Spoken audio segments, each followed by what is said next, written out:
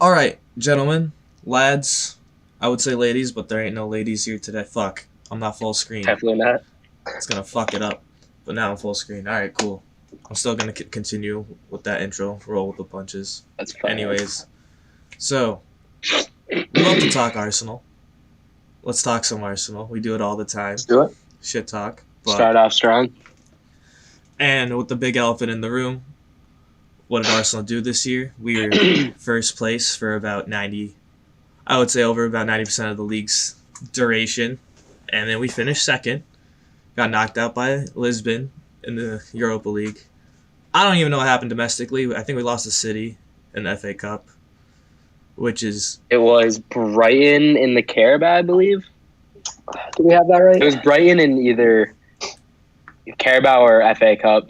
I know we were playing like our second team. I just remember Ake scoring a stupid goal on us and that Right. knocked us out. It was Brighton. Yeah, it was Brighton, Carabao, and City FA Cup. Cool. So, yeah, we're trophyless. We're pulling to Tottenham this We season are trophyless. like we have been for a while. So, But why there were are we things first? that are positives too. we were I first mean, for they're a a long positive time. thing out of the season. We That's something that we can't say about Arsenal for probably a good decade or so. I think, 2015-16 is the last time we got even remotely this close to touching the title. Before that, I would say 2013-14. And before that, probably something like 2008, 2009, or 2007, 2008. during So like the, few and far between.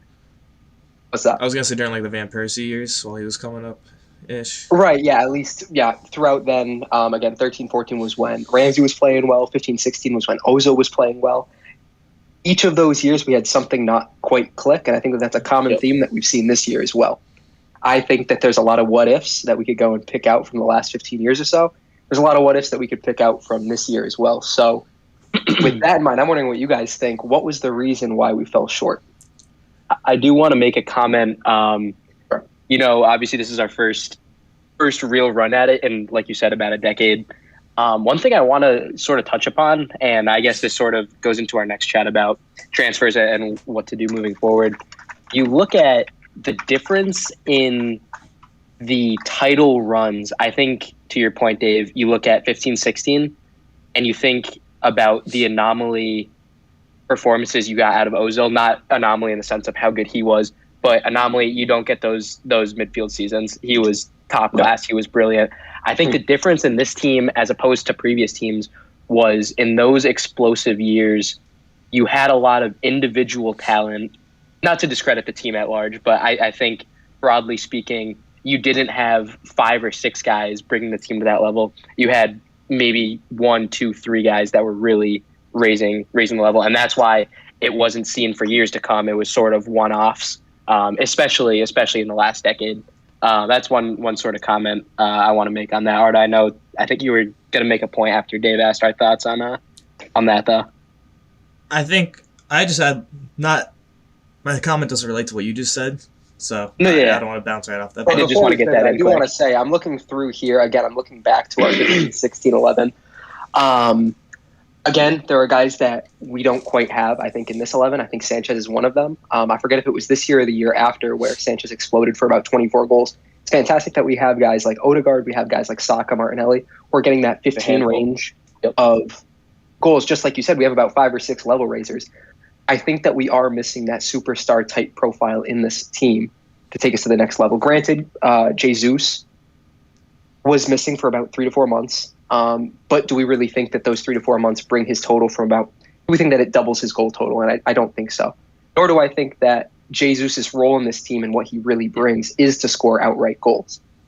So I would say to your point, Jack, do we have to bring in one of those world beaters in the transfer window? Does it have to be on our forward line? Does it have to be in the midfield? Does it have to be on the defense? And then we go into how we're linked with Rice, we're linked with Caicedo. That's great. What do they offer to us that we didn't have this year? To add on to that, Man City, looking at them before this year, I would say already had like a very, very strong team that that challenged the Champions League title, won the Premier League over and over again, and they had to bring in that world-class striker in Holland. That's something you got to take finally notice. win the treble. And they had Pep as a manager throughout all those years too. That doesn't hurt. KDB, we always talk about one of the best midfielders in the world in this current generation. And the fact that they had needed Holland who arguably kind of fell off, in my opinion, over the last few months. Yeah. Didn't really contribute to their success as much as like Gundogan and Rodri, but not a City episode, so we wanted to get into that. Yeah, right. To that point, I would argue City, of course, they've been building what they've been building, over the course of legitimately more than a decade now.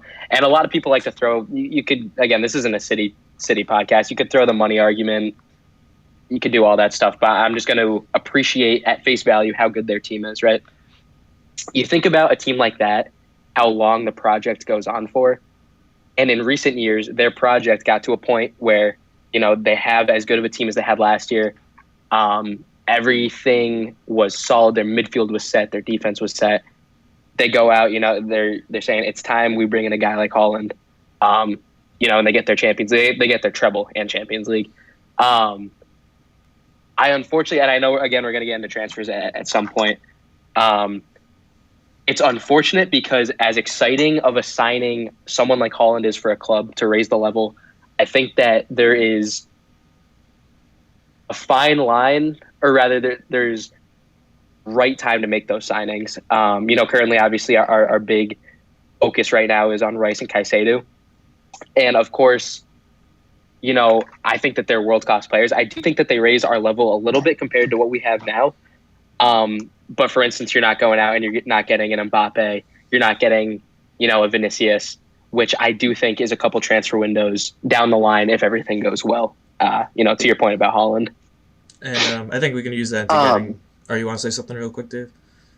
Real quick, just because I was interested by it, I looked up goals for, goals against for each of the winners over the last, about 30 years. It's tough because there's a city tax over the last 5 years or so since Pep's come in, where look at what teams typically, if you look at teams, what they typically need to get over the line, it's going to differ slightly from what teams have needed in about maybe the last 4 or 5 years or so. And you can look at Liverpool's 97-point season to prove that, right?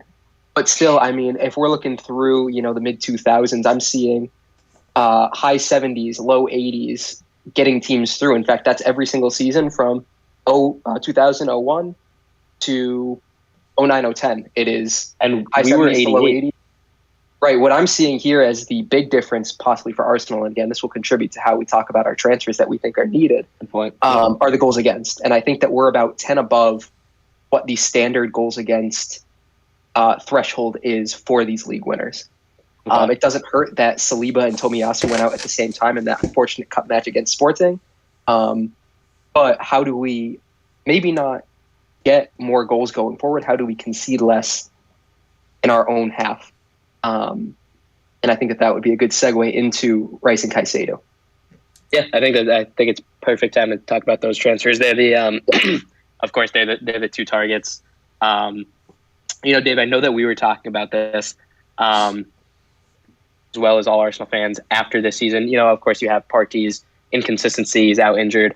Xhaka had, in my opinion, his best season in a long time in an Arsenal jersey. Probably at the club. Yeah, probably in his entire time here. Of course, we're going out and replacing two guys who on their day are world class, and I think part of a top, at worst, no matter what way you look at it, I think at worst part of a top 3 midfield in the league, depending on how you feel about your City or United. In my opinion, I think they're second just behind City, but another conversation. We're going to go out and they're going to cost us minimum 170. Rice, you're seeing 100 million price tags. Caicedo, I think Arsenal wants to spend about 80. Brighton's holding out for hopefully more. So you're looking at that 170, 180 range. When you talk about, and Dave, I want you to touch upon this, Art, I want to hear your thoughts too. I don't think you're necessarily making your midfield 170, 180 million euros better. But what you are doing with your availability, with your age, with the profiles you're bringing in, we'll definitely talk about Declan Rice's profile as well as Caicedo. They're both profiles that you do not see often in the game. You're definitely, I think it's hard to argue that you're not bringing in at least that much in value. Maybe not being 180 million better, but you're definitely 180 million more valuable. And I want to hear both your thoughts on that. Yeah, I mean, I can start. So, like you said, I mean, availability is one of the most important traits that a player can have. I think it's why Bruno is able to consistently provide so much to United. And I think it's the same reason why someone like, trying to step away from an Arsenal example, someone like Thiago or someone like Naby Keita has struggled so much at Liverpool. I think that availability, having the consistency of playing, allows players to fit the mold of what their manager is going for and allows them to mesh better with their teammates. With Arsenal, I think that during the COVID years, I think we really saw that with Partey. And this season, although, again, he hasn't been available for 100% of our matches, even seeing him available for 80%, I think that there were times in that pre-World Cup run where him and Saliba were probably our best players. That's including pre-World Cup Gabby Jesus. That's including pre-World Cup Bukayo Saka. There's something that is sort of invaluable about a six and a center back behind them who can draw teams in, especially with this Premier League now, where there are so many high-pressing teams who can beat that press, play between the lines, and push forward. And so to your point, again, I don't think that this... Let's take Rice, for instance. I know it's apples to oranges because Rice probably won't sit in that six role. However, which is something I definitely want to talk about. Sure. However, if we're talking about player qualities, is Rice 100 million better than Partey at receiving the ball from the back line, beating the press, playing between the lines? I don't think the answer is yes. However, if you have Partey on some matches and you have the availability to play Rice sort of in that 8 position off to the left, I do think that with that availability for him to drop in when Partey's out or to be there for his availability and play with him, I do think that it's worth the money. I don't think that there are any better players who have that that sort of dynamism, the ability to play the 8, the ability to play the 6 in England. Right. And I do want to just cut you off really quickly. Sure. You do look at Pep, to your point about where he can play on the field. He came up as a center back and made that transition to midfield. You look at Pep, literally yesterday rather. You look at John Stones, his performance in midfield. He's able to step in from center back and be. He steps. He was playing ahead of the ball. Yeah, he was playing ahead of the ball. Exactly. That's crazy. Exactly. Which is ridiculous. You can't undermine a performance like that. I mean, you see on Twitter the hypotheticals if we sign Rice, Caicedo, where they're going to play. It's assumed that Rice is going to be brought in to play that to replace Xhaka, which I'm personally all for. But then you have to consider. You look at Pep's tactics, and you saw Arteta do it against Liverpool. He was the first manager to do it. You run a 4 center back line. What if you throw Rice at center back? Gabriel left back, Saliba left center back, and Rice is the one that steps in. Obviously, I don't think that'll happen. You're definitely signing Caicedo to step in from an inverted right back role. So you're talking. I'm talking strictly hypotheticals here. But to your point, he's somebody. Not only is he going to be available, he can play. Not even being hyperbolic, he can play 5-6 positions at a world class level, and that's something you got to consider. And I do think as well with Caicedo, he plays in that. Likely, if we get Rice and Caicedo will be the one when Partey's not available to step into that 6. We'll leave Rice at that 8. However, when Partey is there, Caicedo has the ability to step into the right back position. That clears up our Champions League congestion. I think that it's probably the reason why we lost 2 of our best players, or rather 2 of our best defenders, in Tomiyasu and Saliba in that Sporting match. If we have, and I've seen more links today for, I think Castagna. I've seen our interest for Fresneda has cooled a little bit. However, again, I think that that's really emphasizing the desire for Arteta to go and get Caicedo, because in today's age, the ability to play multiple roles on the field is really, really important.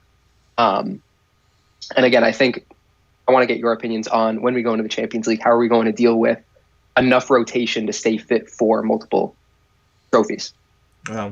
Before that, real quick on back to Rice's value. What I found interesting, Sure. Dave, you said it's worth it, the 100 million, but you didn't bring up like how much of that value comes from like future investment. I just found that interesting because I know in the past you brought up how he would be like a Tony Adams figure, which is interesting because you also said he plays center back, Jack, but I'm not too sure about that. Can play. I really don't think he'll touch that position for us, but he can. But like, I just think someone as Declan Rice, right? He grows up in London. He's part of Chelsea's academy. He gets this big money move from West Ham to Arsenal. It seems as though he's going to be that long term. He has captain material. I think he has future England captain material. He seems like the type of guy to come in and fit the mold for a good decade or so, if not more. Again, I want to knock on wood here because it would be a big investment and you want it to work out, but he seems to tick all the boxes, especially as he wouldn't be homegrown in the sense of we get to mark him off as an academy player. However, he is homegrown in the sense of England regular, English core for a team that's really pushing for Premier Leagues and hopefully future Champions Leagues, which I think is also, you can't put a value on that to have an English core when you have someone. Let's step away. Let's look at, like, for instance, Chelsea. When you look at Mount, Reece James, you look at Spurs, you look at Harry Kane or Dele Alli a few years back. To have the big English core is really, in my opinion, paramount to. I just want to touch on, it does come to value, of course, to both your points. I think a lot of what we're paying for is availability. A lot of what we're paying for is physical profile. I mean, to replace someone like Xhaka, that has to be obviously fair, one of the first things. Xhaka's not even that much of a physical presence. He's just one of the most aggressive players in today's game. Athletically, I would agree 100%. I think his aggression in our system helps a lot. And I think that Rice will be able to step in and do that well. It is interesting. I just want to touch upon, when you look at his statistics, and of course you have to keep West Ham in mind. I cannot say, obviously, I watch a lot of West Ham games, but from my understanding, their game this year has been typically scrappy. They're not going to be a team that holds on to a lot of the ball. Obviously, that's what you're going to get at Arsenal. It is interesting, and I want to know what you guys think. When you look at Rice's stats, his dribbling stats are worse than Partey's over this season. That's not surprising. Partey is very good on the ball. What's that, Dave?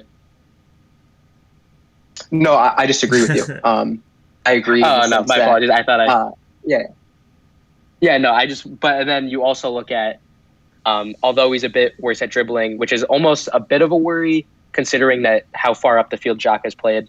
That's fine. He's a very good ball progressor. He's very good at, consistent keeping the ball, winning the ball back, and getting the ball around the field and just sort of keeping it within the team. What is interesting, of course, when you look, I know we're going to keep talking about this 100 million price tag. To a degree, you have to argue that you're gambling a little bit more than you really want to, considering you haven't really seen him in the role that you're really going to be bringing him in for. In England, he sits back and he really just distributes to his team around him. West Ham, they don't see a lot of the ball. Arsenal sees a lot of the ball. It's an interesting dynamic. I don't have doubt that he'll be able to fill that role and do it well, given what we've seen from him. But it is something that's sort of lingered in my mind, considering the teams and the roles that he's played in historically and what we're probably going to be asking of him to do. Yeah, I mean, I would say, how much of the ball really did Xhaka see this year, right? He definitely didn't see as much as Partey. He didn't see nearly as much as Odegaard. I think Odegaard will keep his same role. I think people have this preconceived notion that Odegaard plays as this 10, and he really doesn't. He'll pick up and he'll play much deeper, and he'll be the main progressor, main carrier of the ball from midfield. I think there's no reason to take him off of that role next year. And I think that, again, if all things do work out, I still do see us starting the season with Partey in that 6 role. And I see Caicedo probably, again, it's tough to say, but I do see him more as that right back value being brought in Arteta's eyes rather than replacing Partey immediately. So with that said, Jack, I do agree that I don't think that he'll be quite as naturally gifted or innately talented at doing what Partey did this year and being as valuable for beating the press and progressing the ball from that 6 role and from that pivot. Of course. But I don't think that he's going to actually have to do that from the get. I think that the only time we'll see Rice drop into a 6 is sometime when, for whatever reason, Caicedo and Partey are not available for us. So I would say, for me, that's not too much of an issue. Yeah, no, I think those are good points. To your point, again, you never know if tactics are going to change or if any positional play on the field are going to change. But assuming they don't, then I do think that Rice will fill that role very well. You made an interesting point. You have to consider Caicedo. The rumors are pointing at him coming in as an inverted right back. Mm-hmm. What does that mean for Zinchenko? I'll say, for face value, what it looks like you want to bring Caicedo in games where you just need more of a a defensive presence in the midfield, you need a bit more athleticism. You have to imagine that. I think I remember it was Everton away. Maybe it was Everton home. Zinchenko, I think he had the ball at his feet for 90% of the time that Arsenal had it, trying to break down those low blocks. You got to imagine that. And again, it's good to have that sort of rotation. Not something you're really used to at Arsenal. You have to play your best 11 every game in the past 5-6 years, or you're just going to lose. So it's good that we have that option. But I guess, what are both of your expectations as far as games that Caicedo will play versus games that Zinchenko will play moving forward? Yeah. Before we get into do you have anything? Or? Yeah. So I know Declan Rice is like 95% coming to Arsenal, regardless of how much we pay for him. But how likely is Caicedo after the recent like Chelsea statements of like matching any like bid we give on him? There's an interesting dynamic going on where Brighton has Colwill on loan from Chelsea, and they want him. Chelsea wants Caicedo. They're going to have to pay Brighton. Arsenal wants Caicedo. So, and I've seen that Chelsea, there's this weird situation where I guess Chelsea said they're going to match Arsenal's bid for Caicedo because they want him, but they don't want a bidding war. So the moving pieces right now, I think that if Brighton and Chelsea really want to figure out a way in which Brighton can keep Colwill and Chelsea can get Caicedo, I think if Chelsea throws them enough cash, I can unfortunately see a world in which Caicedo goes to Chelsea. What? I don't think Caicedo would prefer a move there. I think he would prefer a move to Arsenal. I think from what I've seen, he seems sold on the process. And back in Ecuador, there are like interviews coming out of everybody saying how badly he wants to move there and that, you know, all those pieces are moving. But it is a very interesting dynamic where I'd say, to your point, Rice is like 95%. I think no matter what, I think that signing gets over the line. I think Caicedo, that's going to be maybe a month and a half out of a lot of negotiations to consider.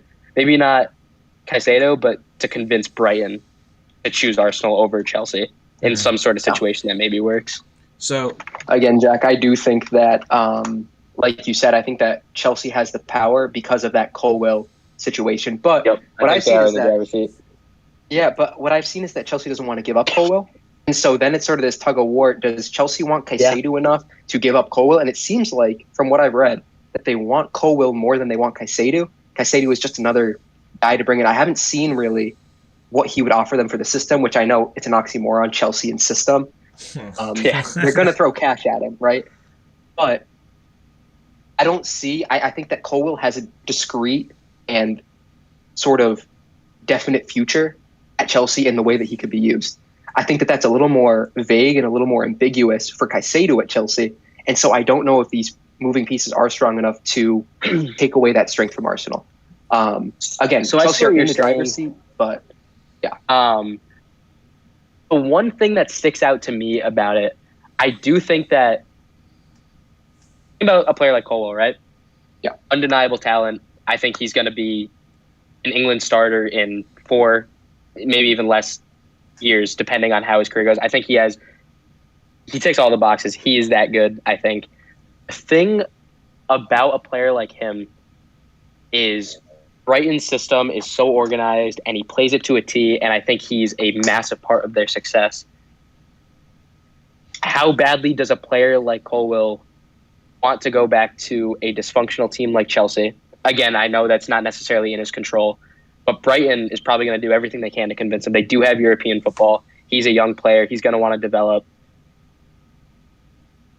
I know it's a question of Colwill versus Caicedo in this regard, but I do want to hear like your thoughts on, because these are players that are in such a, I'm not going to say Brighton's a perfect team, but for the talent that they have, I think their system is up there with the best in Europe for how they utilize their players.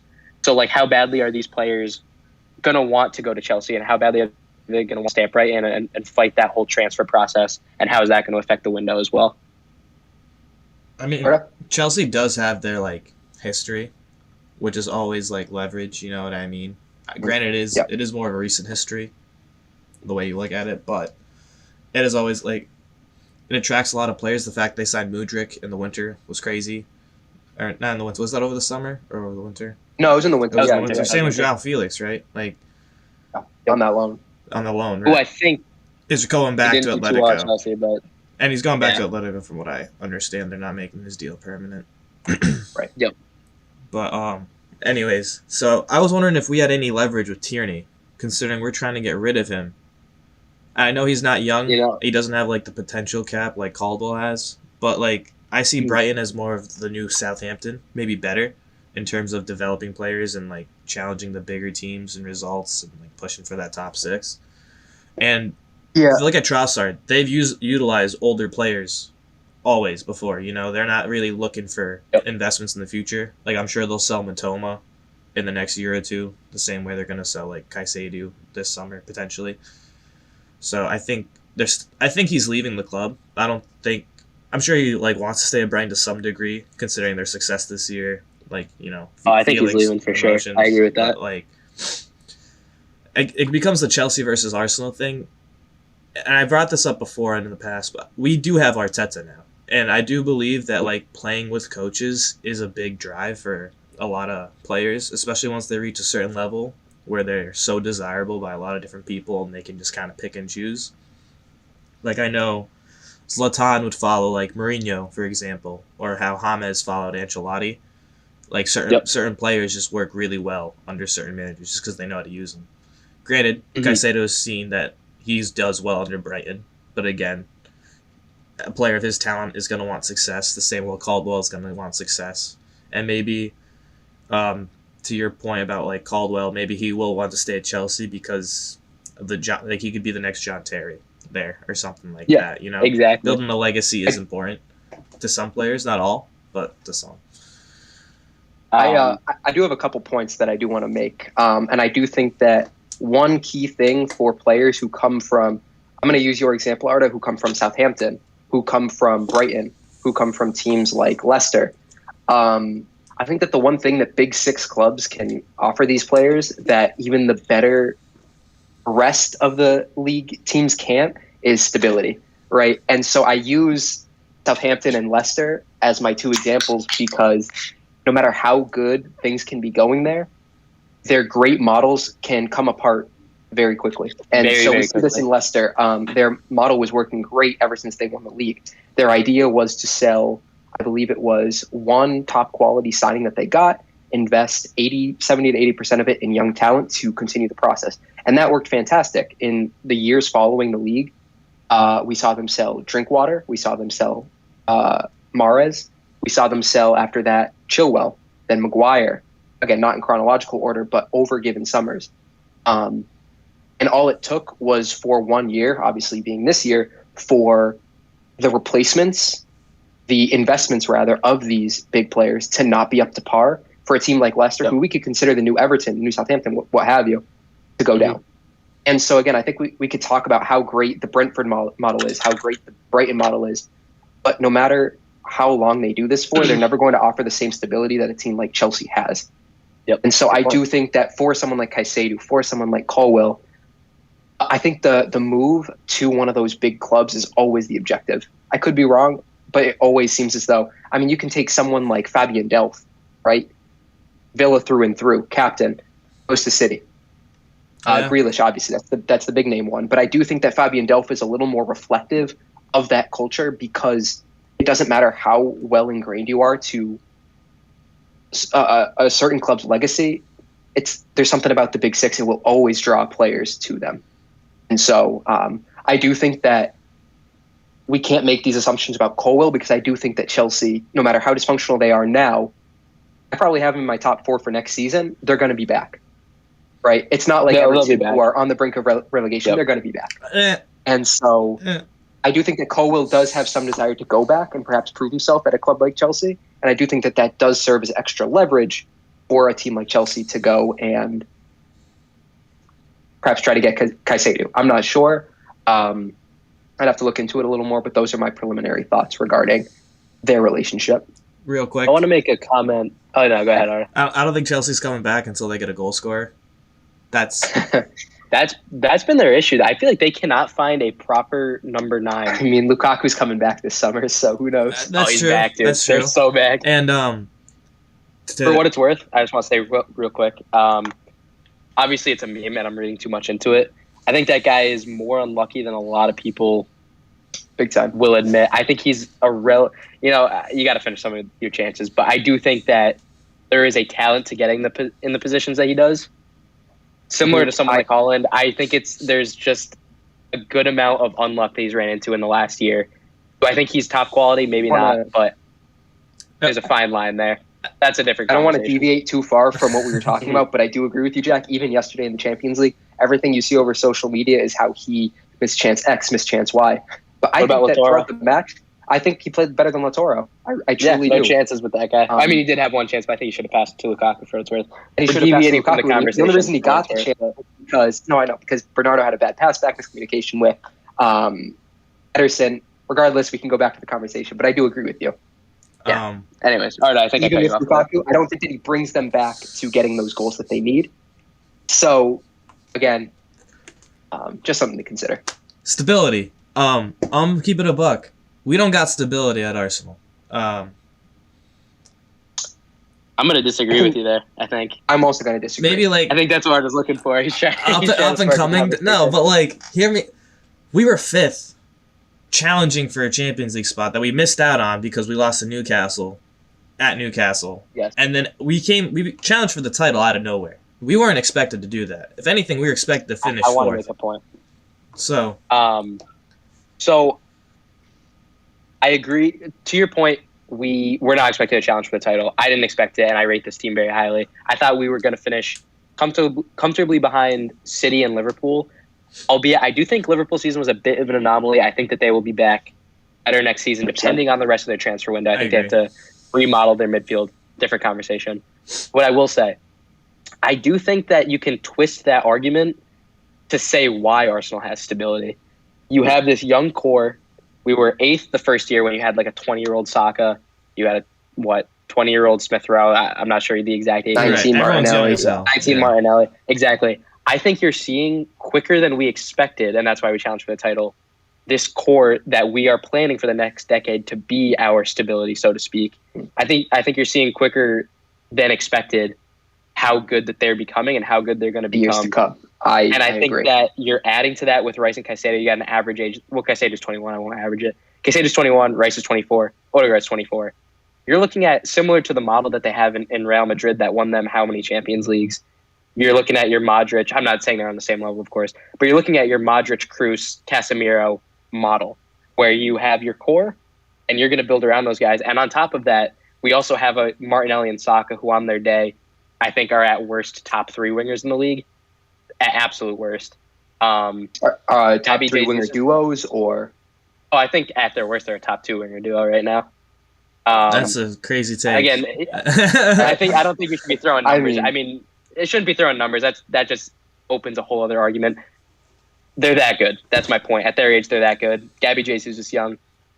I'm going to argue that, yes, I don't think anyone expected them to be this good this soon, but I think that they were expected to get to this point and then grow from this point. And that's why I think that this team does have stability right now, and it's time to.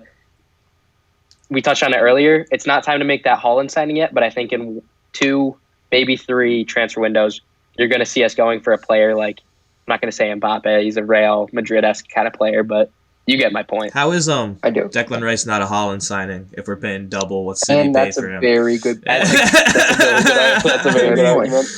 You know, it's interesting too. You can go ahead, Dave, but I do have a point to make about that. To be honest, I was just going to agree with you, Arda. I think that Rice, given that he's been linked with Bayern, I think that for different reasons, he gives us that sort of file, that big name sort of. He's going to come in for the club transfer record. Mm-hmm. I do take that. And at the same time, again, I'm going to backtrack and say that I agree with Jack for the same reasons that he just said. We're seeing also players like Odegaard being linked to PSG. Yeah. And that hasn't been the case at Arsenal since... Yeah, I've not seen that in forever. 2 decades or so. I mean, before we even started watching them. I mean, you're talking Cesc to Barcelona. You're talking... Right. Henry to Barca. We're talking... Yeah. What about Sanchez to Man U?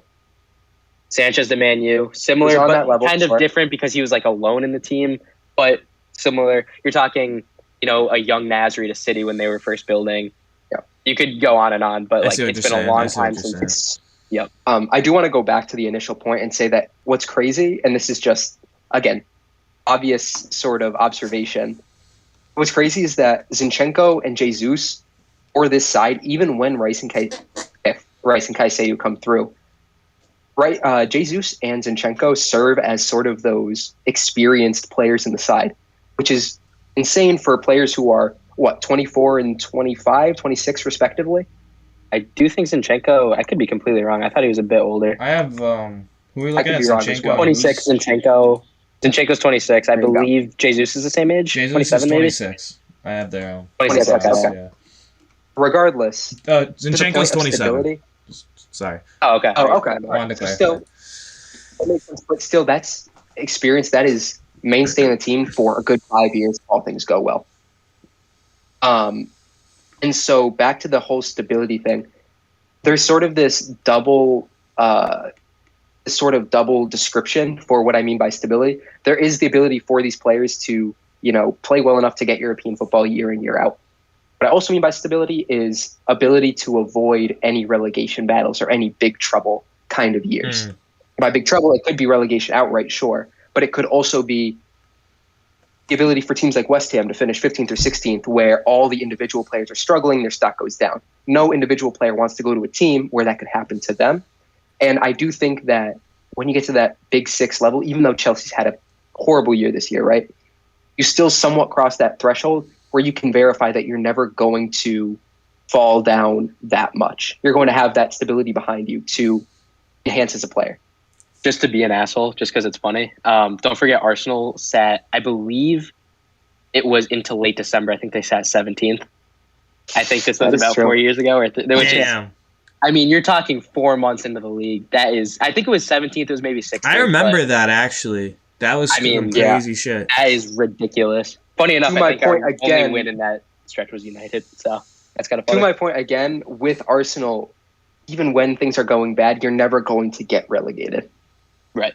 It's simply never going to happen. And so back to the way original argument of Caicedo, or Colwell rather, again, this was such an aside point that's led into all this, but Colwell and other mid-table players, what the goal for them actually is, I do think that no matter what, it's always going to be to push for one of those big six transfers. So to quickly add, real quick, because I know you define your range for stability.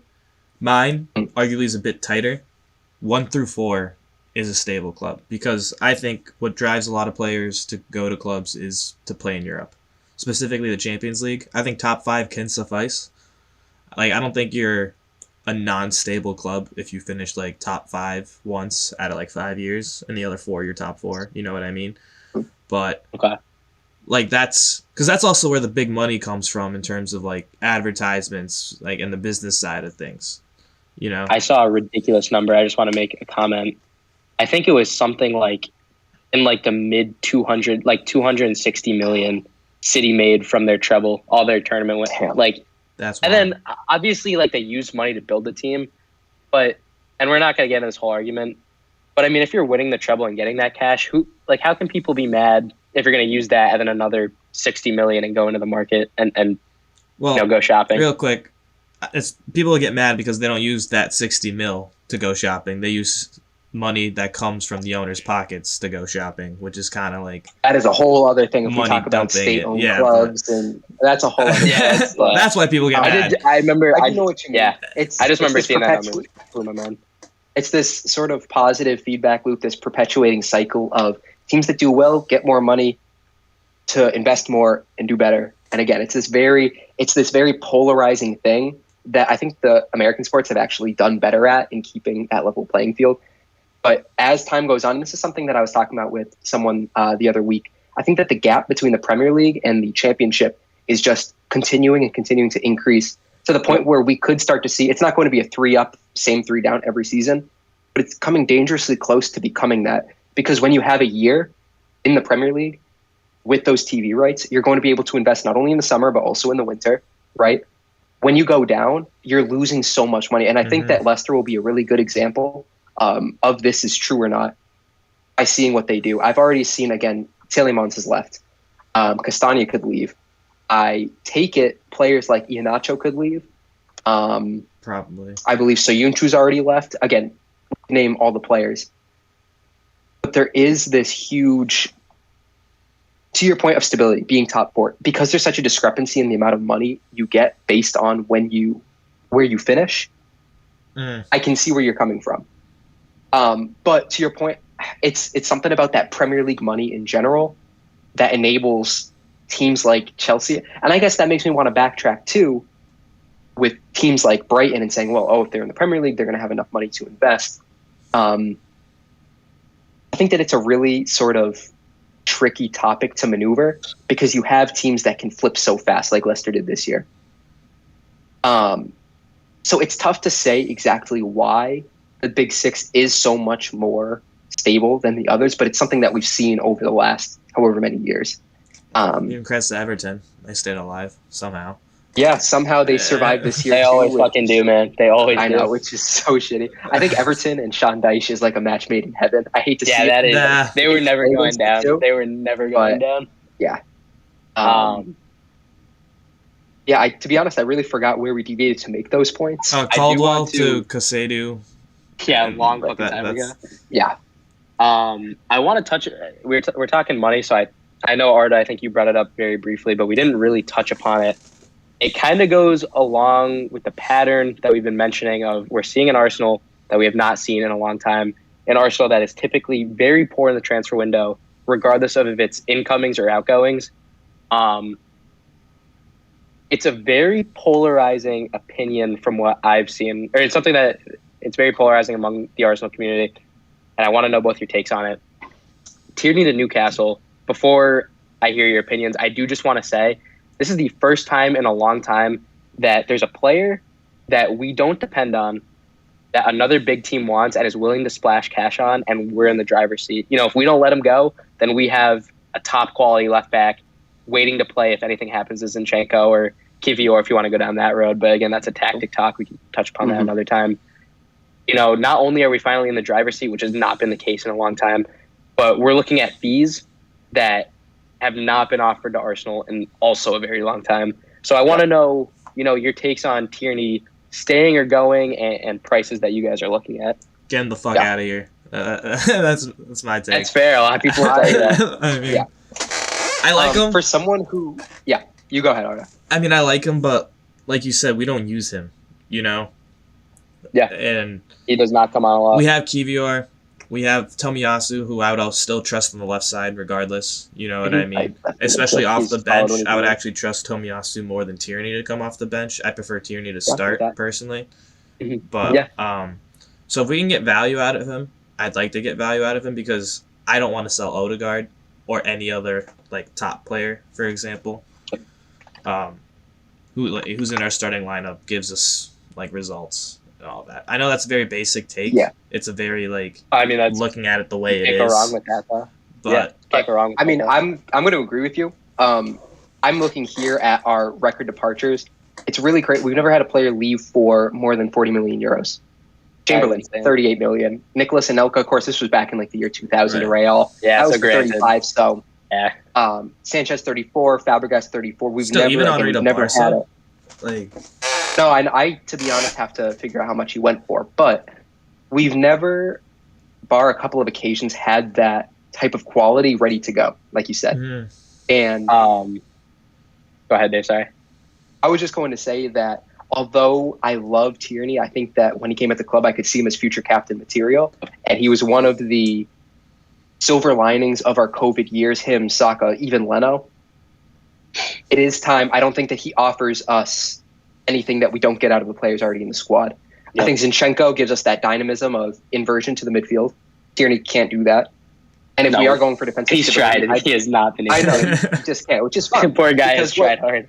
What he can do is he can offer us that defensive stability at fullback. However, Kivior now and now Tomiyasu as well. I don't see anything exactly. I don't see anything that they don't bring us that Tierney does, especially for the fact that we could get 35 to 40 million pounds for him. Which in the pursuit of Caicedo and Rice, and maybe push on for one or two more, which we can talk about. I think that's huge. Well, it's fresh in my head, Jack, before you go. I don't want another Bellerin situation where we have good quality and we choose on keeping him, even though he's still not as instrumental. We could have sold this dude to Barcelona and made good money off him, but instead we stayed. I was hype. I was a big Bellerin pusher. I love I feel Bellerin. like a lot of Arsenal fans were, but it was ultimately the wrong decision. You're And right. we can even look at Rob Holding. We held on to him. He's been at the club for a while, and when he was put back into the lineup, everyone just kind of shit on him. And Rob Holding pre-ACL, Granted, man. What could have been? you could say like scapegoating. Like That's fair. Our goal scorers didn't show up during the last half of the season either. I know people like to point at Saliba, Holding going in for him, yada yada yada. But Saka kind of disappointed me a bit. Jesus, when he came back, disappointed me a bit. Not too much, but a bit. You know what I mean? Wasn't the same player. Yeah, that's like the risk I don't want to take with Tierney. This is essentially my main point. No, that's fair. I think that the longer. Oh, sorry, Jack. No, you're good. I'll make a point real quick. Just it's interesting. Can definitely be an episode for another day because I think there's such a rabbit hole that you can dive down. I'm gonna poke at the Rob Holding thing. I think that as a center back, I think he is underrated by the majority. I think that someone like Rob Holding could go to another Prem club, be a solid player. I think that he was a victim of the system that Arsenal ran, which is also, telling of how good Saliba is and why I'm so excited for him to come back. He just signed the contract, which is fucking, for what it's worth. Also, talk about Arsenal being back. He denied Real's interest and then signed the contract, which is not something you see. But again, that's a different thing. Honestly, kind of forget. Oh, I know where I was going with that. But also to your point, with the Bellerin situation, you let the contract just kind of go on, and the career just dwindles and becomes something that you just don't. It doesn't have any value. Mm-hmm. You don't want that with Tierney. That's why I'm personally on the side of selling. I think this is the last season. I think if you were to stay on the bench for another entire season and get hardly any minutes, his value is going to go down 15 million. We're going to sell him for maybe 22. Yeah, I think you have to sell him. But what's interesting is what is the fine line, because you could make the same exact argument for Tomiyasu because of availability. I think that, Tierney and him, availability-wise, are looking at a very similar kind of career. So it's kind of, I think Tierney has more value of what you can sell him at. I think you get rid of him and fingers crossed for Tomiyasu. That's my go. My thing about Tomiyasu is that you can look at availability in a couple ways. Tomiyasu, when he's available, not only fits in at left back, which is Tierney's only position. Tomiyasu can fit anywhere across the back line. Yeah. So again, when he's available, he can fill in for any other non-availabilities. And that's why I think this year we don't get hit as hard as much with Saliba's absence if Tomiyasu doesn't simultaneously go out. I completely agree. So I do think that if we're looking at Tomiyasu versus Tierney and who has to go, for what Tomiyasu brings us, Tierney has to be the one. It has to be Tierney. Nor do I think that. You go, finish. Sorry. You finish it. I was just going to say that Tierney being a British player, again, same thing with Rice. Being British, it adds value. It's that homegrown sort of nature, especially being from Scotland, going to a Midlands club like Newcastle. I forget Villa or Midlands specifically, but that culture is a little more Scottish, right? Him, yeah. The ability to fit in culturally is huge, and so team doing well. I don't know who was playing it. Was it Shar who was primarily playing left back for? No, Dan Burn.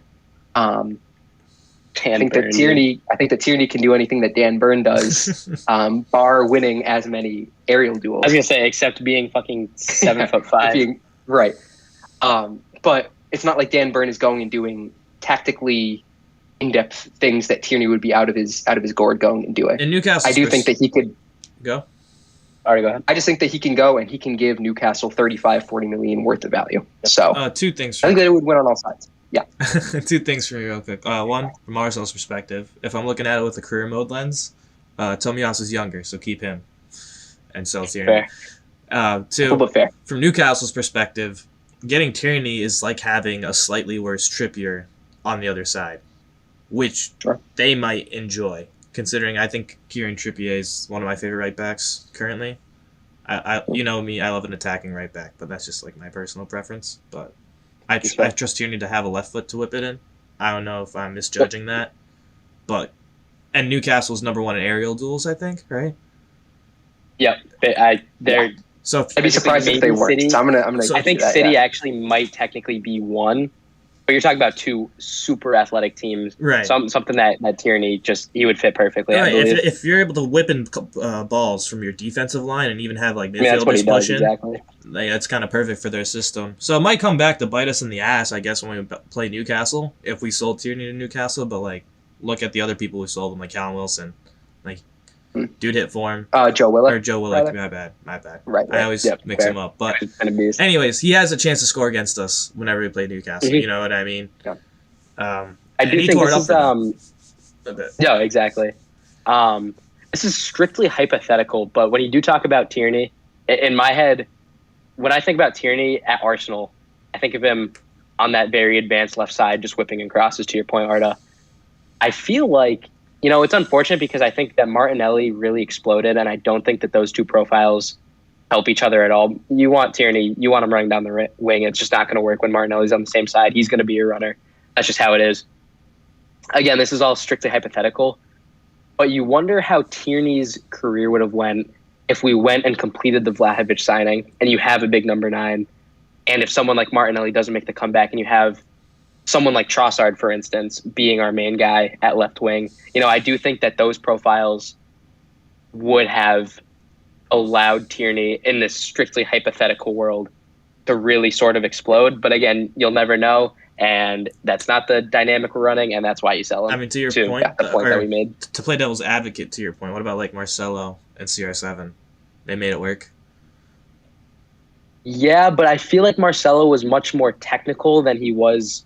Don't get me wrong, he played very advanced and up the wing, but he wasn't the kind of guy where, if I envision Tierney playing, I'm imagining, peak COVID during the winter, he would touch it around the opponent's right back and just fucking sprint. And I just feel like that's not something you would necessarily see from Marcelo, albeit a lot of their tactical qualities may have kind of been similar in regards to the area of the field that they were operating. I mean, even so, sorry, I was just going to say, like, even so, you can match profiles all you want if there's that big of a discrepancy between quality of play. Yeah, I guess. I was gonna say CR7 ain't Martinelli ain't CR7. Yeah, no, I'm gonna take it back. CR7 ain't Martinelli. I'm backing down on that. Yeah, All right, double it down. Also, I do want to make a point on that. So, given the fact that we're probably going to try to push for as many trophies as possible next year, I think that this year we still weren't there. We were holding back in the FA Cup, holding back in the Carabao Cup, rotating teams. Although I do think that we were pushing for the Europa League and just got outclassed. I think the next season is truly when we go for it on all fronts. And so is the capacity to have different types of profiles for different types of systems worth the 40 million that we could lose by having him going? I think we could bring in Rice alone, net even without Caicedo, helps us change tactics on the whim in the middle of the game already, considering how There's more dynamism already. variable yeah. like his versatility as a player alone. And I know we've touched on that already a little bit, but since he has like 2 different roles for England and West Ham alone, I don't see an issue with Arteta putting on a sub and being like, "Yo, go tell Rice to start doing this," and Rice is go, because he's also one of the smartest players in the game right now too. It's hard to argue that. His timing with like interceptions, tackles, all that. Yep. So I think even aside from IQ, again, you're talking about one of the smart. Like, he's just someone that understands, I think, how to use himself as an asset more than so many players in the game. And I feel like that's a quality that you just can't, look past. He plays for the win, and I think that's why I had a hard time on the hype train, because you can't really like look at his statistics per se and like justify his value. You can a little bit. Don't get me wrong. I've actually peeked his stats, but A little bit. I've become more of a fan just by like watching his game in general. I like his tackles. His goals are great though. Like, I think when he does score, it's usually a very pretty goal. But that's why his value coming in is worth the value giving up that we lose with Tierney. You know what I mean? I think he makes up for a lot of what we lose with him. Because again, if we really want to, we can drop this dude to center back. And like, if push came to shove. Yeah, I do agree overall. If we're going to nitpick why Tierney should stay. I think that we're stagnating a little bit in where we should be as a club. I don't think that we've ever had that capacity to, again, have a player that we can afford to sell for a good fee and actually sell Not him. even And just so I afford. think, yeah, no, Talking and I about think a player that just hardly sees the field, honestly, right. for 40 So million, that's I think ridiculous. I want to get an update on how those transfer talks are going, but I do think that we need the money and he needs to go for his own sake as well. So again, I would say an ideal transfer window for me on what we've touched on so far, we can get Rice in, we can get Caicedo in, and we can sell Tierney. Then we're on a net spend of 125, 130, Something like that, yeah. which clears up clears out about 50 more for us to go at. And so I want to hear your thoughts on like where else we could go with our summer transfers. My bad. That, Went out for a little bit. Is that including Rice and Caicedo or just Rice? Yep. Okay. So, I think Caicedo, because we take it, it'll go to 170, 175 minus 40. Yep. So Jack, do you have something? Because there's a player I really want to go into for like a few minutes. There's a lot of players. We're going to have to, I know we had like an hour and a half. We're going to have to stretch this Arsenal talk over probably 2 or 3 videos because there's so many things we've not talked about. What I do want to say, because Dave, that's a good sort of segue into something that I think not necessarily something that Arsenal fans are arguing with the direction we go. I feel like it's a pretty consistent, what we need to do. It's what we need to do in the transfer window. And my personal thoughts, when it comes to so much of our conversation tonight has been around, for instance, Rice brings you so much value because he can play. He can play the 8, he can play the 6, he can be a center back, and he can play them all at top quality. You're talking about just versatility at large. We do not, and it has shown, in my opinion, in a lot of games, have a number 9 off the bench who can go and put in a header in the 89th minute against a team that has fucking 11 guys in the box. That is something that it doesn't look like it's being it's not necessarily like the first thing that Arteta and his management is looking at to bring in. Obviously, you have your midfield. I personally think, of course, City gets the best of both worlds with Haaland. He can just do everything. I think we need a profile where a player can do that, where you can sit in the box when another team is doing the same and you can win a header. And I think we need to throw some cash at a player like that. So, top of my head, Osimhen is the first player that comes to my mind. You want to talk about a guy that's he's going to run you legitimately 150 million I in this market, understand, dude. yeah, but you could argue it's worth it. To be honest, that's the only guy I can think of. I can't even think of any bench players who could do the job for us right now at the moment. Like, Giroud is the only other player on my head, but he's like almost 40, and I kind of don't want to back him. Be some sort of return, dude. Yeah. I'll tell you a player that I really, really like. He had an off year, but there is a player in there. I know it for a fact. Scamacca at West Ham. Funny enough, we were linked with him. You go and watch his highlights and look at what he does in game. I'm telling you, that guy is a regen of Prime Ibrahimovic. And don't knock that. I know that's a big... Sorry, go ahead. I was just going to say, so if you're saying that what we need is that, 70th, to that last quarter of the match where you're pressing, that's what we don't have. Although Scamacca is very big, is his top quality his ability to do that, if that's what you're arguing for? In fairness, his top quality is, even though he's so large, it's actual ability. So that's a bad argument for what it's worth. I do like Scamacca's game a lot, and I feel like I just kind of want to talk about that. Good point. I mean, that is not his best quality. He's not who you'd bring in if you're to do that, especially what you'd pay for him. He's not the right guy. But I maybe it's just fresh in my mind because West Ham just played the Conference League final. There is a player in there, and I do wish Arsenal had gotten something when they were in for him, when they briefly were. I don't think this plays much of an aerial threat, or at least I don't really know his profile as much as I should. But do you think we could grab like Weghorst from Man U's bench and just put him on our bench and see how he does there? I mean, although, I think United tried to force it, making him a 90-minute-a-game guy. Yes. I still wouldn't even make him a 10-minute-a-game guy. I don't know. I think he's genuine.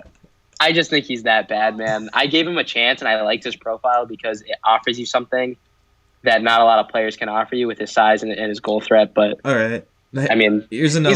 He's a Burnley championship guy, and I think he can tear it up there, but not at Arsenal. Here's another idea out there. Then, what about an old Dzeko? Dzeko's game I like a lot. I like Dzeko's game a lot. Craven Silverware, we have a chance to grab some. I mean, yeah, he won some with City, and I think one with Roma. I wish he was. If I'm not mistaken. Maybe like He probably a won Coppa something. He Italia, was I there think. with. When Salah Does was that make there, sense? I think. Yeah, Dave. Does that make sense? He was there with like Salah and Alisson. Sounds about right. Yeah. I want to say so. Yeah. That time frame when they were. I mean, he's an they had all those experienced players. striker, and I think he can put him away when he needs to. I'm pretty sure he had one of City's Yep. 3 goals against QPR in that league finish. Yes, he did. So He had the biggest one, arguably the draw. Yeah. And it was a header, funny enough, which is exactly what we're talking about. It was off the corner. We Just too old, I think. going in for one of those. I do think that another one that we could talk about is Dusan Vlahovic. I know that we were linked with him. At I don't know premium if he's fee right now, pricey. Right. He's typically expensive, but off of a bad year, Juventus not having Europe in general, did they get Conference League? No, they definitely Regardless, got something. I'll check. You guys keep going. I'll Where check. they're at. I go for it. Sure. Regardless, where they're at is not where a lot of their top guys that they brought in to fight for the Serie A, fight for the Champions League. It's not where it's at. And so I want to touch on Chiesa / right wing options Oh my God, targets man. in a little bit. But for now, what are the odds that we go back to our interest in someone like Vlahovic? Because again, now we go back to the tactics that we have. Jesus isn't going to give you a number 9 type of role. He shifts out. He's very technical. He's good in tight spaces. We don't have an out-and-out number 9. But I don't want to sort of sell ourselves short because, again, if we look at the amount of goals we had, that's You're not right. where our issue is. For So what again, it's I think we're picking at straws here. I think that what we have to do primarily is bring in Caicedo, bring in the two of Yep. them. Agreed. Um, You want to talk about I think that- necessity? It's those two. Right. And I think that even beyond that, I think that there are 4 things that we could do. Rice and Caicedo are the first 2. And then the next 2 are a backup big striker and a backup right winger for soccer rotation. And to be honest, Soccer rotation is big. One thing I've seen, I guess, past Caicedo, I guess our biggest. I mean, obviously we've been linked with Fresneda, which has seemed cool. Unfortunately, I was big into that, and I wish he got brought in in lieu right of back. Castagna links strengthening, though. So give and take. That's there. a whole other argument. I don't know what the hell that is, to be honest. Granted, I'll trust Arteta's talent ID. That's fine. But I've seen that a right back and a backup center back is actually sort of big on the plans for the summer. It doesn't look like a backup right wing, which seems like it would make the most sense. Is on there were talks of Dembele from Leverkusen in the early summer, but I haven't seen it. I haven't seen anything about it since. It seemed to die down. To your point, Dave, I feel like a backup right wing for Saka. Is it 3 seasons in a row now where Saka has kind of fell off regarding his form in the last 3 months of the season, and I mean that affects the club big time. That's not even just like, oh, he's a little bit worse. That is what prevents Arsenal from winning the league. You could argue. Dembele from Leverkusen, or are we talking? Diaby, we're talking my bad. Musa Diaby. Okay, Musa yeah. Diaby. Yeah, that's my fault. Do we think we could snag a Matoma then from Brighton too, in addition to Caicedo? I think he would be a great backup to Saka, personally. Yeah, but the thing about him is that he functions the best on the left. I couldn't speak to if he's one of those guys that can function in both areas, but I know he mostly thrives on the left. And I think left wing, pound for pound, besides maybe keeper, is our most sound position. We're set for at least the next 3 years until Trossard maybe gets too old or moves on. Right, I agree. I mean, if it's not Martinelli, it's Trossard, and even if it's neither of them, Different Jesus profiles. certainly has the ability to come out. Yep, onto he the can left. go out. So Reece I don't Nelson, think if he stays, I think left wing is so sound. which he's going as to. exciting as Matoma is. It was just an I think idea. it just- I'm trying to think of someone quality. Personally, I don't know if I can get into this now, but I'm going to do it anyways. The player I want so bad at the club that I'm very biased is Arda Güler. And that is because, hear me out, if we can get Rice and Caicedo, the deep midfield is already completed. And we have Odegaard up top. What I like about Arda Güler a lot is he's kind of like another Odegaard in terms of how he plays. I don't know if you guys have seen his games as much. Not enough. He takes on players. He hustles to win the ball back in the midfield if he's close enough. He makes flashy passes. He has that flair that Odegaard brings with him, and he can score goals. So in addition to that, what I like about him is I know mainly he plays in the midfield area, at least at Fenerbahce, but I would like to see him be that utility player at Arsenal who could go right wing for Saka. Because he has a left foot. He's good at cutting to it. He can go out there. That is what he does. You know what I mean? And The profile does make sense. in interviews, he's mentioned before how like his favorite players to watch in like modern soccer has been like Mesut Ozil, um, Mhm. Odegaard specifically mentioned too, and KDB. So I think it would be very attractive for him to play with Odegaard and against KDB, these two midfielders he looks up to. And I think he would learn a lot from Odegaard. Where if these two end up starting together in an 11 lineup, if Arda Güler can like develop into what he's projected to be, I think that'd be very lethal going forward in the midfield, especially since Dave, you brought up earlier, Odegaard isn't that number 10 that people think he is. I think his goal tally Right. makes that like people confused on that. It does. Yeah, But it speaks to his. Yeah. if he has the opportunity to drop deeper and do what he can, and Arda Güler with that like youngster like hunger mentality, because he loves taking the ball and he wants to shoot the ball, he wants to score. At least that's what Direct. I see. It's very I think direct. Well, off the team as well. bench with that much energy is something that could help Arsenal a lot, because I think that's what Trossard brings when he comes off the bench on the left side. Yeah. He brings like an aggression, a pace, a desire to assist or shoot. Very We just run direct, which I like. Yeah. We just run into the issue of oversaturating the amount of players we have going forward. At that point, we'd have our starting three. We'd have Trossard. We'd have Nketiah and Balogun, which we have to figure out as well. That is a whole argument. Reece Yep. Nelson, who has, I didn't think he was going to sign the new contract, but he has. Which I seems think like that he has. actually Has that been confirmed? It hasn't been confirmed. It's going to be though. It's been talked about by Fabrizio and Ornstein, so it's all but confirmed. I think that all hints at the fact that we're not going to go and get another, at least right winger. So basically, tally that off. I mean, personally, Again- ship Nelson to Fenerbahce and give us Goulet for him. It'd be a nice little I swap. I'll tell you who I want, and I believe. Hold on, this is Let me look this up really quickly. Reece Nelson. He came. Oh, it's Feyenoord. So obviously, Xavi Simons is at PSV right now, and unfortunately, he's on loan from PSG. I think that if you want to talk about what Arteta seems to like in players, versatility, you're talking about a 19-year-old who in his first season getting guaranteed minutes is scoring, I have his stats here somewhere, 28 goals and assists in 34 games, Wow. most of which being goals, 19 of them. He's a guy, we're not talking like, oh, he's mostly a center mid. Sometimes he's played 24 games at center attacking mid, 20 at left wing, and 10 at center forward. He plays, it's not like mostly here, he plays everywhere on the field. When Arsenal was in my opinion, the best period of this season, when we were still in the group stage of Europa, it was right around wintertime, late fall. When PSV, I forget if we went there, if they came to the Emirates, that guy tore apart our team like I had not seen a player do in the 5 months of the season up to that point. And again, we're talking about a 19-year-old. You have to think about Xavi Simons. You have to think about Odegaard, someone that was kind of written off by Real Madrid. Arsenal goes and signs and makes it work. Xavi Simons, written off by PSG. I'm sure he can put the pieces together and make that parallel. I think it's a stretch because it's not necessarily a profile we need, but I do think that he's somebody that could come and thrive at Arsenal big time. And I like his game so much.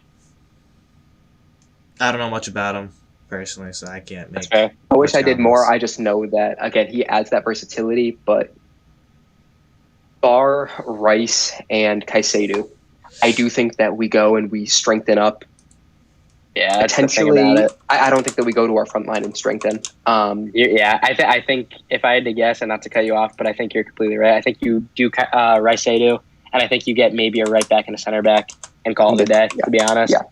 I think that in the future, someone like Musa Diaby, I think that someone like maybe Vlahovic, maybe Chiesa, whoever else comes in as a forward type of transfer. But I think right now we have our two priorities. We have our right back position that seemingly wants to be filled, whether that's Fresneda, whether that's Castagna, whoever it may be. And we have our outgoings, Tierney being one, but the other one is going to be Nketiah or Balogun. So I know at the short amount of time here we have left, like, who do you guys think stays and who do you think goes? I want Balogun, personally, and I think That's fair. his performances in the French league, right, I want to say, Yeah. are more impressive than what Nketiah has done for us as a substitute. Um, and that's not saying that Nketiah didn't do a great job. I think he Right. It did sounds better than unfair. It sounds expected. unfair. You know what I Yep. mean? But Definitely we got to think for our future. And in future games, if I want did. someone coming off the bench, I'm gonna want to pick Balogun. Right. Yeah, We're Dave. thinking Teal Let me here, comment and I on this think quick. yeah. I do just want to say there's kind of a lot of points I want to dive into here. I'll start with Nketiah. That one's fresh on the mind. The thing about Nketiah, I think that there is a serious player in there. And I know that Brighton showed interest. I could see him going there and tearing it up, similar to somebody like, oh my God, why am I blanking? The guy that went to Newcastle. Willock. Willock. I blanked Oh, on him Willock. too, or at least I called him the wrong name. I could see him having a similar explosion to someone like Joe Willock. When so. you look at somebody like Nketiah, he has those games in him, and that's what makes me say it, like United, where he has 2 goals, top quality goals, one of which beating Aaron Wan-Bissaka at the back post, and the second one just knowing where to be, 90th minute at the Emirates. Like, that is a big game. The thing about him, and I was very much sold on his play style and his profile, I just don't think that he's the kind of guy, again, we're talking about a substitute role, but he's just definitely not the kind of guy who can play a full 90 for 2 months and keep Arsenal's level where it needs to be. Again, it's not necessarily an issue because he's not going to be a starter. But I think that you get a very similar, theoretically, play style and output from somebody like Balogun. And Dave, I know you made this point a while ago. When you have somebody like Balogun, who's from the area, just rather committed to the United States, you're talking about an entire market. I mean, you're talking to 3 American Arsenal fans right now. Like, you're talking about a guy that gets so much popularity to the club that would not be there otherwise.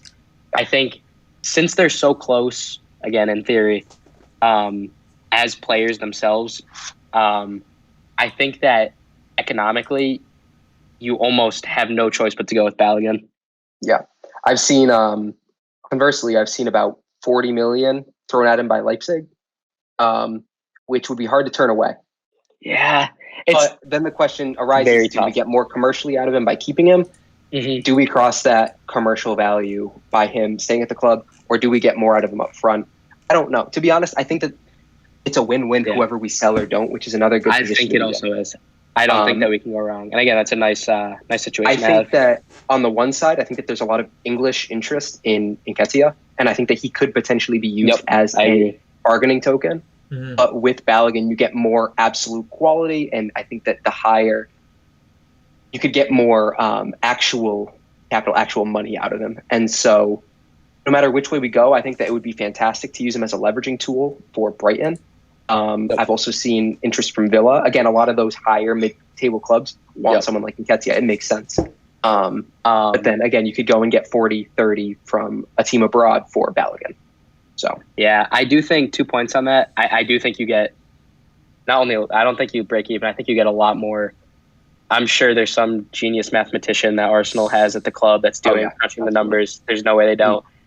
I'm going to assume, not knowing anything that goes into it, that having an American star, I mean, at least he was a star in France this year, coming to a club like Arsenal, I'm going to assume that financially that's just a no-brainer. It's huge. Yeah. My only point to that, real quick, Arsenal is already number 6 in terms of the most popular football clubs in the U.S. So I don't know if they need any more of that U.S. attention. Have we saturated it? But I think it's linear. I think any more interest you get, or any more, sort of I mean, why did Chelsea keep Pulisic for so long?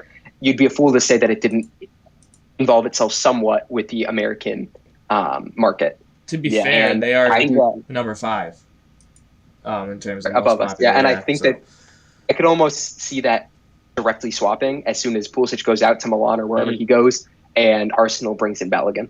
Mm-hmm. Yep, I can see that. I don't see any scenario where both Nketiah and Balogun start the season at Arsenal. I do.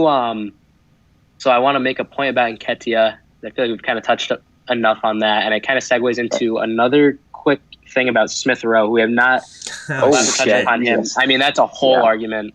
So 2 things. One, Nketiah, it helps us in this case, but I do hate the whole English, Prem proven and then being English, and it helps us in this case. I think it'll get us more cash. I personally don't like that argument, but it's a thing.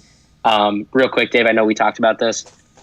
I do think that England talent in general, I think at the highest level, I think Harry Kane is starting to get his flowers now that like Real Madrid is showing real interest. Not that he hasn't gotten his flowers, but you get my point. I think that a lot of the lower level English players are a bit overrated, but I think that your top quality English guys are actually a bit underrated. I think it's historically because of the Prem and the popularity behind it. I feel like it's such a hard market to determine value. So I could sit here and I could spit you numbers about what we might get for Nketiah, and I'm sure there's been numbers thrown around. But genuinely, I legitimately have no clue what we could get for him, which is, of course, part of the argument before you have to say we go with Nketiah or we go with Balogun. Yeah. I'm sure those numbers will come out as everything continues in the summer. But what made me think about Smith Rowe, and that's why I brought it up, was that there was some interest from Villa. I believe it was last winter. About 35. It kind of brings up the conversation about 35 at the time. I'm glad we kept him for the rest of last season. This season he's hurt. His injury record is not the best. I would almost, just as a quick rebuttal, I hate to cut you off, but I would say that his fitness, I think at this year is, I don't think that it's reflective of his actual availability.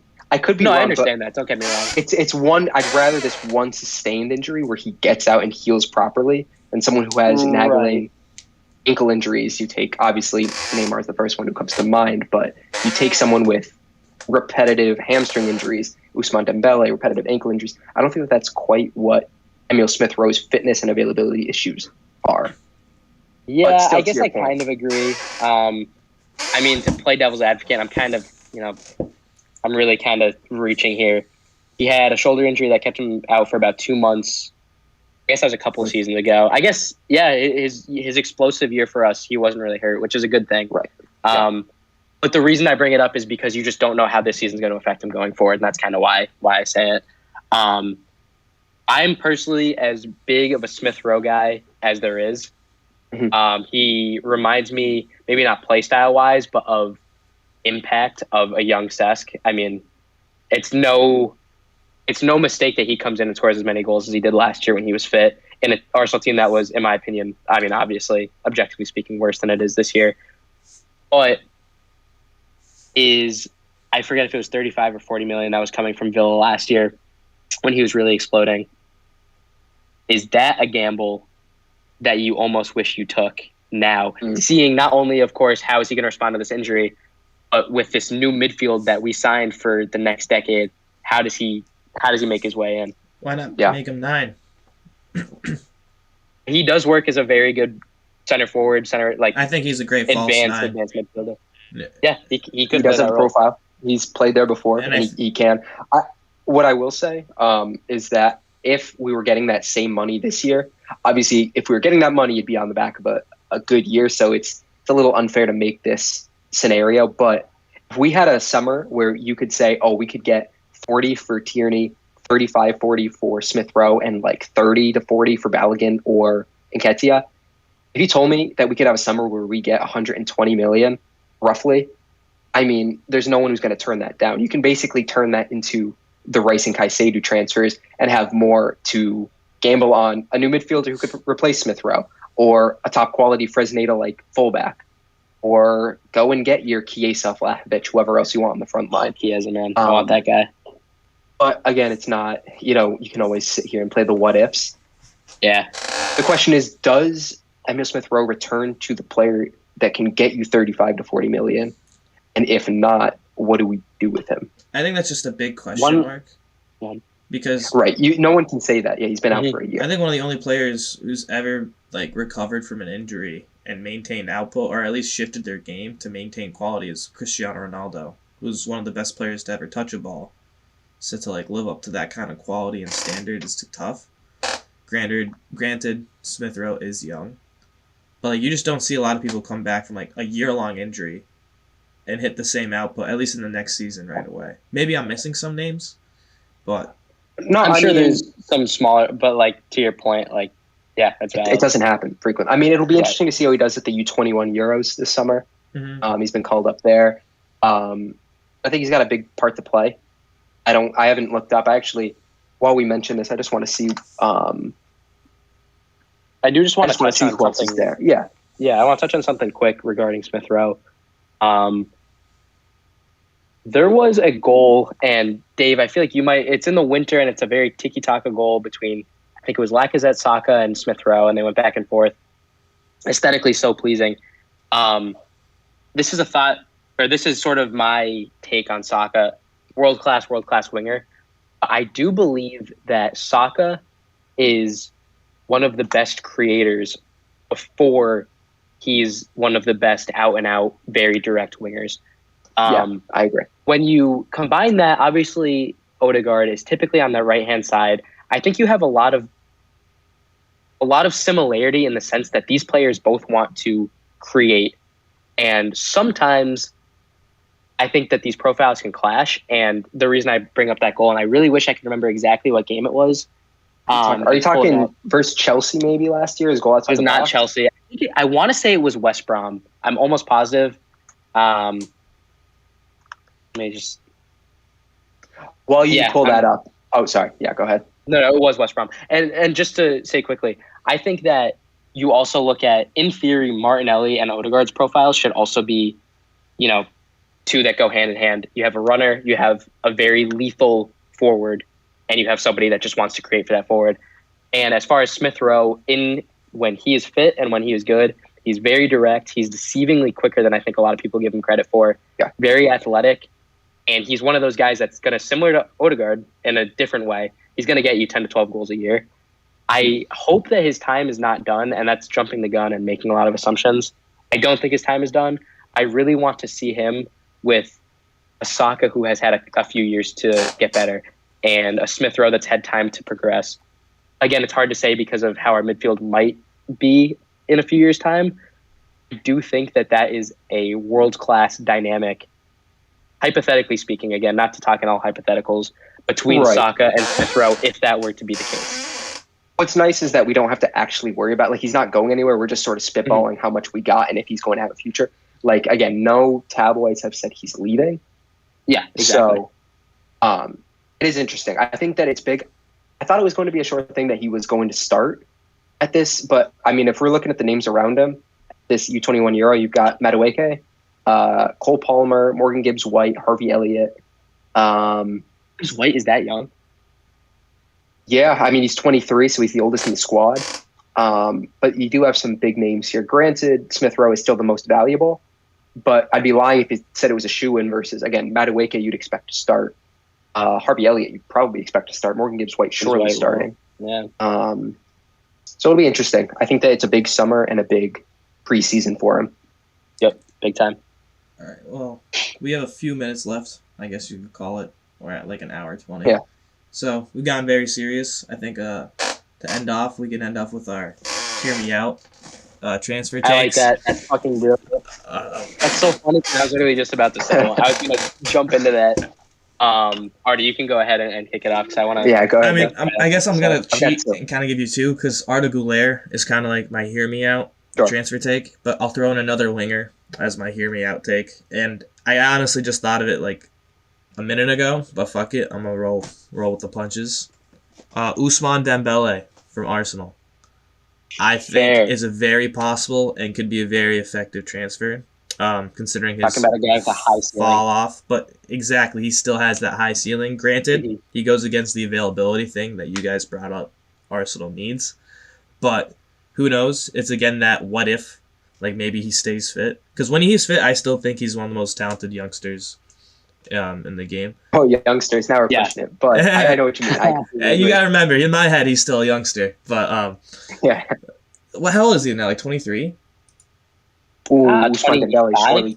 No way, he's 25. I was gonna say 26, man. He is 26. No way. 26. Yeah, youngsters. Young, 26. But in my head, he's that FIFA youngster, dude, that generational talent still from like Dortmund. But regardless, I mean, he was part of the World Cup final. He was great in Qatar. Yeah, So I think he could for the final, do really well. but My only problem is he doesn't I like have that. a Fun starting one. spot, or at least he would have to take and over would he either take that? I don't think he Martinelli would. or Saka's Not position. happening. That's the only problem, but it would be the perfect backup winger in my opinion. But he's too good to be a backup. So that's my hear me All out right, those are take your though. two. Yeah. I like that. Dave, Yeah. you want the floor? Look, I've got two. I've got two as well. My first one is one Go that for it. no one's going to like.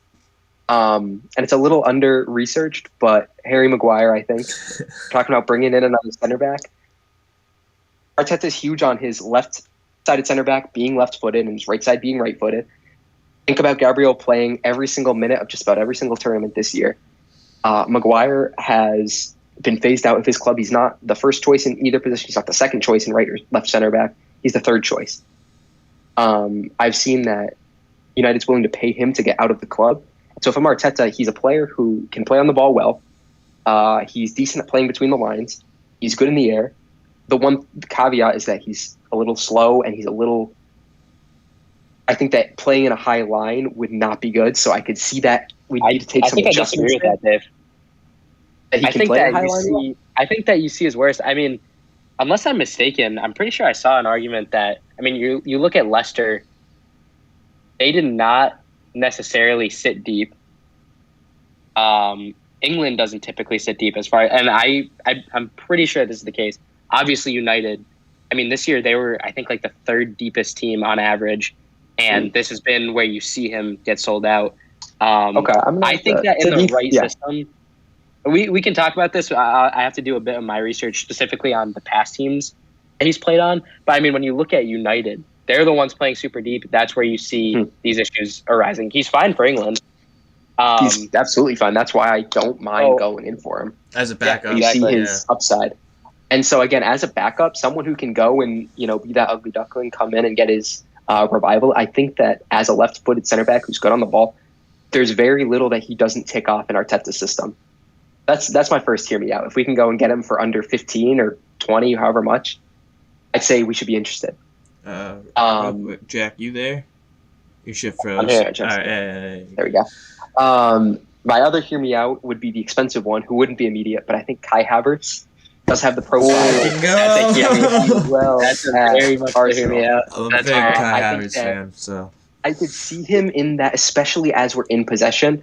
We see our Odegaards and our Xhakas. We see them pressed essentially in that we have the 3-2-5 or the 2-3-5 going into the box. We do in possession, and when they play as those half space type of midfield / forwards, there's very little that Havertz can't do in those tight spaces that he would just be effective. There's not a whole lot to back it up, but I could see him, if he was anything less than 50, I could see him being worth a bargain. Again, good in tight spaces, good on the ball, ability to play in that sort of 8.5 role between an 8 and a 9. And I could just see it. I don't know. So those are my two. I have. Sorry, go ahead, Arda. If you're gonna make a comment on that, I had something on Havertz, but I guess it was just gonna be like, despite his inconsistency with Chelsea, seeing to like Dembele and Maguire at the national level, he's still consistent and maintains his quality. So it could be a system thing. Yeah. However, where would you want him again? Like, I probably want him in the same role that Rice would be coming in to push forward, and so it's so far out there, it's never going to happen. But perhaps maybe also if he could start where Jesus is, and that's what I was thinking. Chip their system around and drop in a second little striker. bit. Who knows? That's what I was thinking. That's the second striker. But like, do we want him or Jesus? But like, again, it's a hear me out transfer, so I won't pick your brain. So I haven't thought. Yeah, right. You can't really nitpick it. A little differing from Dave's in the sense that these players, they are good players, and there's no knocking that. But definitely a signing that I don't think one would expect from Arsenal. Bring me Kulusevski to the club. Who? I think he is Kulusevski, right winger. Yeah, Kulusevski, good player. Where is he from? Where does he play? He's from Sweden. He's a proper player, dude. All right. Proper. How do you spell this dude's name? He plays at Juventus. Okay. Or on loan. Yeah, right. On loan, yeah. I think you're talking about a guy. So he is going to be going back to Juve. Tottenham, I don't think they don't have any leverage, I think, to sign him. I don't see it happening. You're talking about a guy, when I watch this guy, and I don't watch a whole lot of Spurs, but I watch them enough. This guy He's maybe not the most athletic, which is fine. I don't think I've ever seen this guy put a foot wrong or make the wrong decision. I think tactically speaking, I think you could put him in a system and he could make that team function like a well-oiled machine. I think he is that good on the ball and has that good of an understanding of the game. I think that he worked very well with someone like Kane. And I think that last year at some point, him, Kane, and Son were undeniably the best front three in the league. I think that if he goes back to Juve, and I think we can go over there, we talked about how Saka might need, someone to help give him a break. I think that in the Champions League or even cup games or even in the league, you throw someone like Kulusevski on, and I do trust him wholeheartedly to maintain that certain level. Throw 35, 40 million at him. I think that would be a bargain for a player like that. Not going to go too much into it. My second player, who was it? I had one in mind. He's fumbling. Oh, of course. All right, there it is. I was fumbling. I forgot. Lavia, Southampton, they just went down. I think we go there and we give them a bag. Maybe not a bag because, again, we should get him on a fire sale. But that guy, when we went and dropped points to Southampton, brilliant performance out of him. I think that he's the kind of guy that if you can go and get from a relegated Southampton for anything less than 30, you can throw him into any cup game and not worry about dropping quality necessarily. The one thing about his game, from what I've seen, because I haven't watched a ton of Southampton, I'm pretty sure his game is pretty raw. I think that his ball striking is not good. He's not going to offer us anything too much going forward. Mudryk. Dribbling, yeah. Jesus. Thank God we did not spend the million or 100 million. But I feel like as far as what you need from a 6 in this team, I think that he could be a brilliant signing. And those are my two. Who, again, not bad, hear me out signings, but players that, I guess Lavia was linked. I guess Kulusevski's only really might hear me out, but I do like Lavia a lot, and I hope the Arsenal goes for him. My last hear me out, Harry Kane. Bring him back to Arsenal. That's where he started. Fair. And he wants a trophy, bro. We're challenging for the title. Throw him the fucking bag. Yo, Rice, Caicedo, and Kane. You're talking about $500 million in a transfer. That's our Holland signing, though. Hey, that is our Holland signing. Sol Campbell did it. Can't doubt that. You never know. He did. All it takes is one Fabrizio Romano tweet, and Tottenham will be in imagine, shambles. I would lose, dude. Honestly, I'd celebrate like we won the Champions League if I saw Harry Kane. I would celebrate a ton, dude. Harry Kane. That'd be fucking great. I'd be pretty ecstatic. Just don't get that at the club. It's just never happened in a million years. I think I have a higher chance of seeing the asteroid hit the Earth instead of Harry Kane putting an Arsenal uniform back. Yeah, I think there's no way. But unfortunately, that's all the time we got for today. We went a little past an hour and a half, so I think we did a good job talking. I got most of what I wanted out. If you guys have any last things you want to say about Arsenal? No, I'm not going to touch on them today. In the future, I want to go more into potentially what Arteta might expect out of the players coming back. I really want to touch on, again, we won't do it at all here. We did not touch on Kivior at all. I think he has a future that is pretty ambiguous, but I think will be important. Fabio Vieira, you can have an hour-long talk about a polarizing player. I really want to talk about him. And I kind of want to touch upon a little bit moving forward some teams that might give us troubles moving forward, in the sense of I'm excited to see how Aston Villa progresses. They've always been very confident in transfer windows, so Tielemans, as they continue, great signing for them personally. It's a great signing. Yeah. So I want to see how the summer continues. We can talk about them. But yeah, I definitely want to talk more about a couple of the Arsenal players, because we talked about a lot of hypotheticals. I do want to talk about who we definitely will have next year and what they might offer us. Facts. Well, at least we got our topic for the next one. Sir. Thanks for joining. We'll catch y'all later. Peace.